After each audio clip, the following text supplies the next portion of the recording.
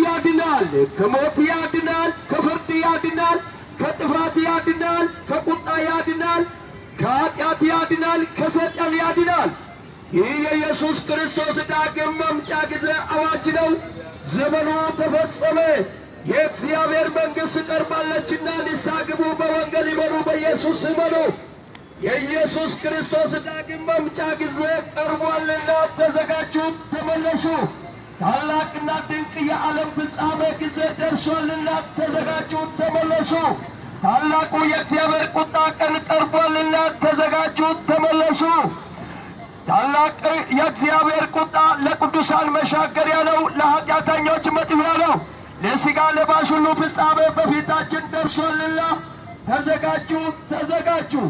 ፍርድ ከእግዚአብሔር ቤት ተነስቶ የሚጀመርበት ጊዜ ደርሷልና ተዘጋጁ፣ ተመለሱ። በኢትዮጵያ ላይ የተነገረው ትንቢት ፍጻሜ ተቃርቧልና ተዘጋጁ፣ ተመለሱ። በመጨረሻው ዘመን የእግዚአብሔር ቤት ተራራ በተራሮች ራስ ላይ ጸንቶ ይቆማልና ተዘጋጁ፣ ተመለሱ። ወደ ፈተና እንዳትገቡ ትጉና ጸልዩ።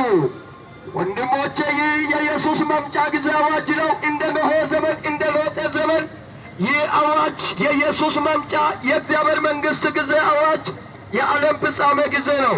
እጅግ ተዘጋጁ፣ ተዘጋጁ። እነሆ በመጨረሻው ዘመን የሚያስጨንቅ ዘመን እንደሚመጣ ይህንን እወቁ።